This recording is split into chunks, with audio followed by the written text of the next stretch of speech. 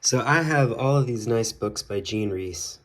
I have Quartet, Voyage in the Dark, Good Morning Midnight, Wide Sargasso Sea, and After Leaving Mr. Mackenzie, which in the chronology should be down here between Voyage and Quartet, but is actually in the stack up here with Wide Sargasso Sea, with which it makes a nice pair. My friend was like, "They look so sad," and I said, "That's very appropriate, believe you me." I did it to myself again. I didn't learn my lesson. I read another Jean Rhys novel. It was excellent. The last one I read was this one, After Leaving Mr. Mackenzie. I can't remember it. Did I make a video about it? Well, I guess it doesn't really matter much. It's this little, very fragile penguin paperback that I had to do extensive repairs to. Some tape on the bottom, some tape on the top. It's still holding up. It's one of those ones where you can't buy it in the US, you know. I had a heck of an experience reading this one. Remember when I was talking about reading Pynchon novel and getting to that moment in the Pynchon novel where you're like, why would I proceed with this? Why am I reading on? The morass is so, the web is so dense. I feel like I should just let myself be stuck in it like a spider's victim or something. And you don't read on? Well, I feel like there's a moment in a Jean Rhys novel, at least in After Leaving Mr. Mackenzie, where I thought there's kind of like a stasis to the emotional state of the character, of the main character of the book. I have no real reason to believe that she will get much happier or that things will get much brighter for her. So, not really why read on so much as why read on. I will admit I haven't looked back at the very toasty text of this little paperback before beginning to film this video. It strikes me looking back at After Leaving Mr. Mackenzie that there are these really stylish chapter titles. I think that's a great move. It's something that's missing from Quartet. Quartet only gets the austere chapter numbers, which I think is totally fine. One thing that's really cool about chapters in Quartet is their variable length. Some are, 10 or 15 pages, and then some are only 2 pages. And I think that Jean Rhys, many people talk about this, is a master of like pacing fiction. Both pacing an episode, itself, just like, how long they're going to be at dinner, how long the person is going to be brooding in bed before they fall asleep, things of this nature, how quickly we're going to cut to the prison, things like that inside of a chapter. But I think she's also a master of knowing just how a reader perceives, how much space a reader can cover with their mind when they go between chapters. The chapter in question is page 67 in this Norton edition, chapter 9. The spring came early that year, and closing with this moment where Miss de Sola says, "I must be getting on. I must be getting along." It's not even, it's barely 1 page long. And it's one of the first chapters in the book that has that really short length. But, it serves a purpose of just kind of having spring come and having the arrival of her new station also parallel the arrival of new attitudes about her in other characters' heads. It serves to show that gossip is spreading all throughout the season. A couple things I think when looking back at the text of After Leaving Mr. Mackenzie. This is a Jean Rhys thing. He thought, blah, blah, blah, suddenly in the middle of a conversation. I like how Jean Rhys cuts to the chase with just inserting bold thoughts into characters' minds while they're talking. Like, rather than kind of keeping you guessing about whether a character is really lying about their outward expressions, you're just given the truth right away. As soon as the character is saying, "I'm not somewhere I want to be, this person is wearing me out," they think that, and you know it. So the mystery gets to be like more in their behavior or more in like the conversation as a whole than in like what are they thinking at a given moment in the conversation. There's a slightly different approach to secrets in a character's mind during a conversation, if that makes sense. And then the other thing I wanted to say about Mr. Mackenzie compared to Quartet is that when I came to After Leaving Mr. Mackenzie, I was not prepared.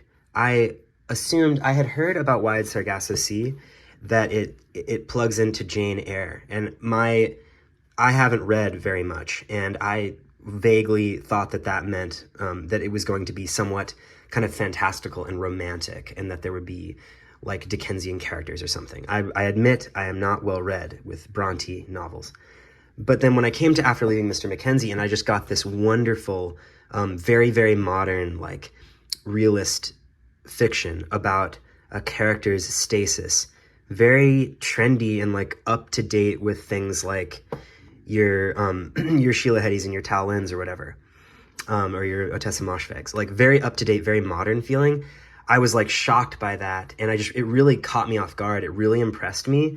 I decided at that moment that Jean Rhys was going to be one of my favorite authors, especially of like realist narratives, realist fiction taking place in moderns, in cities among normal people, more or less normal people with normal lusts and desires and thoughts. Like, I decided that she was going to be one of my favorites, and I also decided, like, well, I'm not going to be reading another novel of hers for a while because I was not prepared for this level of kind of depression and these depressive states that are lingered upon. A friend of mine in college said that they were reading Quartet. I remember she said, I just read Quartet and it was really good. And I said, oh, wow, I really like Jean Rhys. I want to read Quartet really bad. And she said, oh, really? And now here we are. That conversation I just relayed to you reminds me of the conversation that McMoran, McCoy, that McCoy waylays Leopold with in chapter 5 of Ulysses. That kind of that Leopold Bloom can't bear to deal with, feels stuck in. Anyway, and now here we are, we're reading Quartet. So quartet, as you can see here in my pocket dictionary, a group or set of four, especially of musicians, or a musical composition for four instruments. So I think that both meanings apply here. The four characters in question, there are two couples. There are the main character and her husband in prison, and then there is the kind of Ford Maddox Ford stand-in and his wife, Lisa. And, sorry, wow, I really don't remember names. I said Lisa, I meant Lois. So these four characters, Maria and Stefan, and then Heidler and Lois, are the instruments in this little piece of music. And it's kind of a sad, melancholy piece of music. It really feels like playing your part, playing, like going across your line of the score and doing your part is what the Heidlers want Maria to do. Maria finds herself caught up in this kind of, she's essentially, she's more or less kind of coerced. I mean, I don't think she really loves being in this relationship with Heidler. I think throughout the novel, every time she says, I love you to Heidler, it feels almost like she's using it as like a brute force weapon to kind of get a little bit of peace, at whatever cost for herself mentally, to get people to stop like criticizing her, demanding things from her, for instance.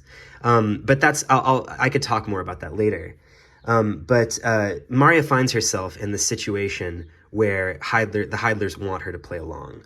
Stefan is an interesting kind of, he plays his role. He is on his line of the score and does not depart from it at the end of the novel, when you think that he could jump out of the score and kind of do something unexpected. He continues to play his piece, his part.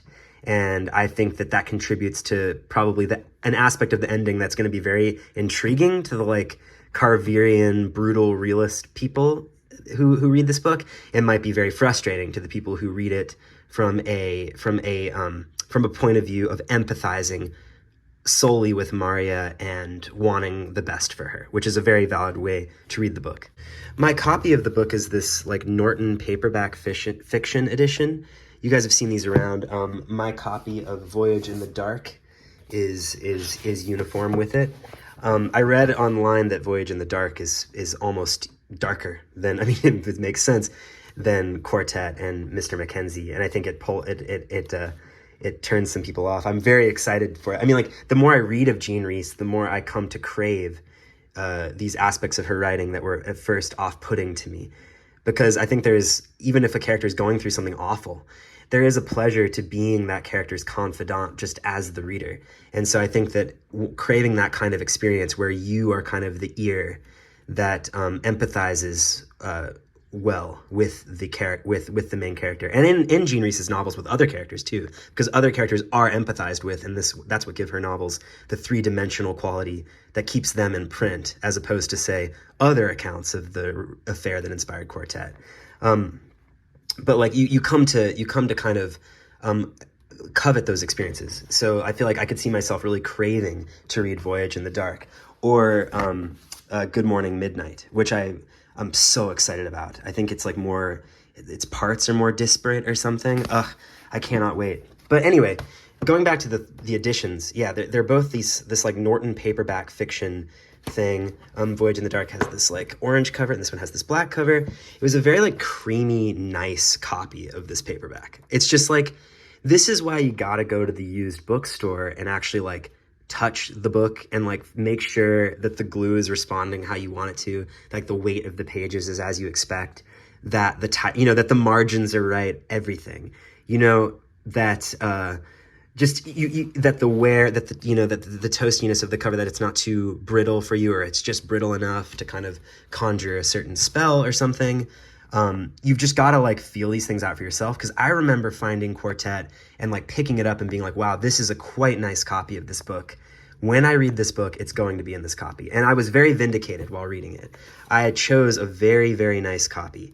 I was frequently turning the page and just being like, wow, what a nice, like, heavy page that was to turn. And, I recently talked about how when I was reading Bleeding Edge, I had the thought sumptuous, like, it was a very sumptuous hardcover. This was definitely a sumptuous paperback. I think something that, correct me if I'm wrong if you all have recently read After Leaving Mr. Mackenzie, but I think it's, as far as I understand it, it's fair to say that Quartet has more of a powder keg element to it. It has more of a, like, something is going to give, rather than, I think, like, in that other novel, I remember thinking that something was going to give, and that was going to be, like, the protagonist's, like, life, essentially, and will to live, more or less. And I laugh when I say that, but just because you gotta, I guess. But in this book, there is, like, a plot element of Stefan is going away. Things are deepening in a way that must be kept secret from Stefan. And so what's going to happen when Stefan is released from prison? Now, the back jacket copy of this copy, had me thinking that the situation was going to truly explode. I'm not sure that I think the situation does truly explode, but in my mind, like in my like kind of Tarantino nourished mind, I was thinking that was going to be like a Mexican standoff, or that people were going to strangle each other or something. It was not, but it still was an explosion. In fact, as I look back now at that last scene of the book, I think that it actually is really explosive. And I think that not only does something in Maria explode, that's actually kind of cathartic to see explode.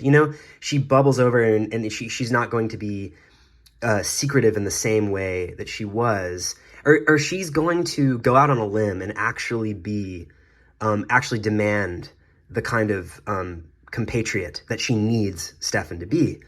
Like, she explodes and makes that demand, and it's beautiful to see, and actually it's really touching, and it reminds me of how I ought to behave in my own life, and how direct I ought to be if I don't want to slide down the road to the slide to perdition, or whatever it's called.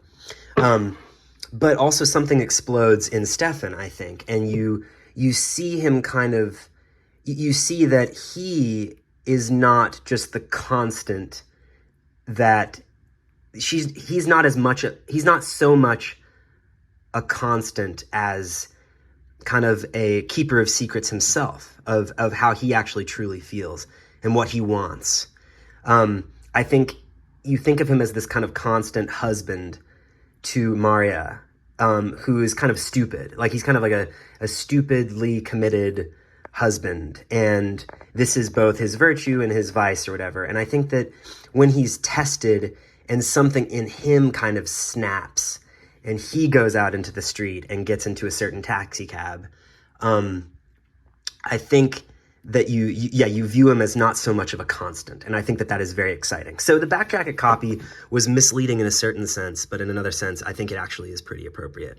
I think it's really cool that the back of the book has this this quote from Ford Madox Ford: "A terrifying insight and a terrific and almost lurid passion for stating the case of the underdog." I think like Ford Madox Ford is probably a great little like style textbook for someone who wants to sound like a kind of a pompous British wit of this era. I read like an introduction of his to Jean Rhys's book, The Left Bank and Other Stories, you know, in its first edition. You can read it on Archive, you can check it out.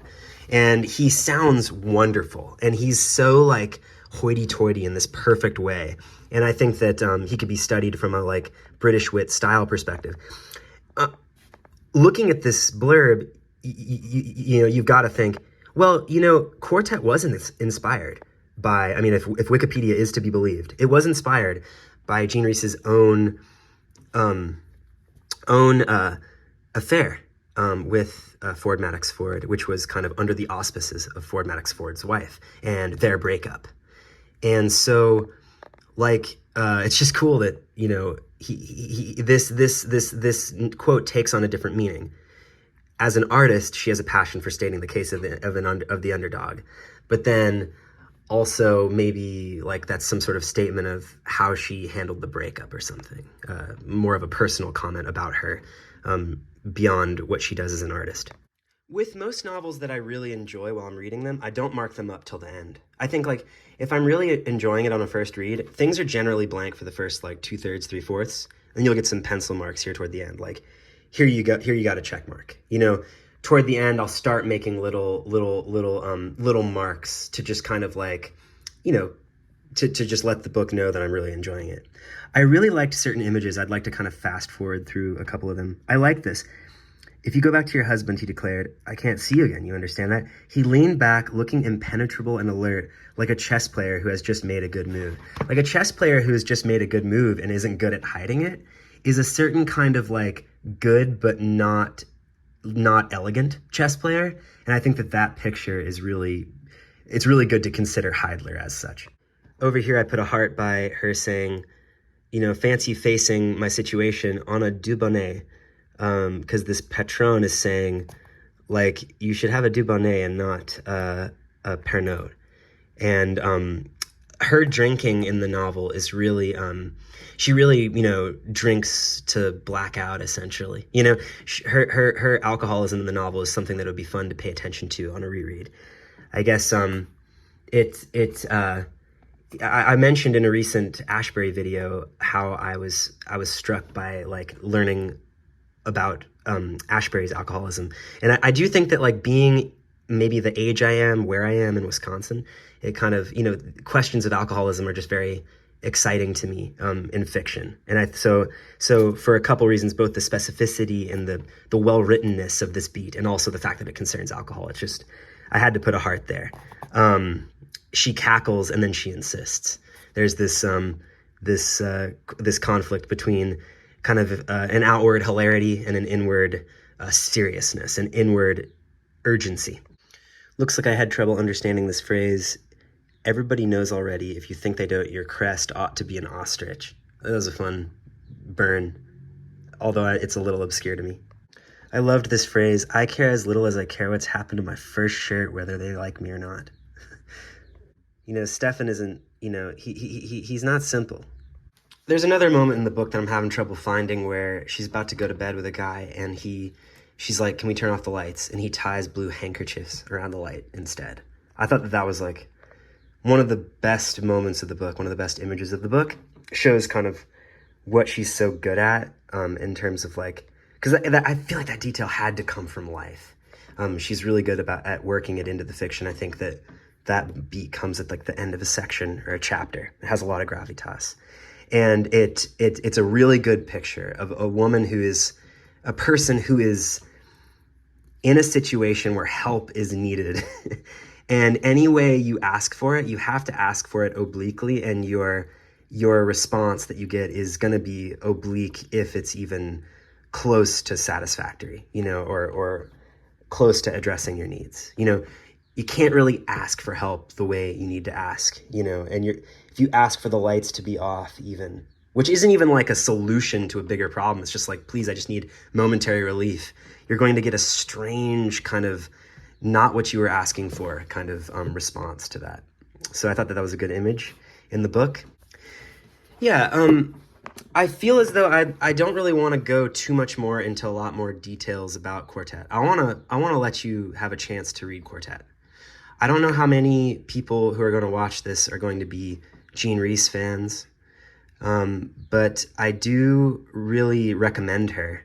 I recommend that you kind of be a little forewarned before you read her, but then I recommend just sinking into it like you sink into any of your favorite authors, your Henry James, your Lori Moore, your Kafka, whatever. Like, really just let her transport you. Enjoy the special way she handles dialogue and thought in dialogue. Enjoy her selection of images, the pacing of her novels. If I ever taught a class on like novel pacing, which is never ever gonna happen, but if that ever were to happen, I would definitely consider using one of her books as an example of how to pace a book. Enjoy all that stuff, think about it, write about it, talk to your friends about it. And in the meantime, I'm going to have fun kind of contemplating which of these other Jean Rhys books to read next. I'm thinking about going chronological with it and going Voyage in the Dark next, then hitting Good Morning Midnight, and then at last, hopefully giving myself time to read Jane Eyre before I go here. Then I'll go to Wide Sargasso Sea. And that'll basically be the plan. So, until next time, toodles.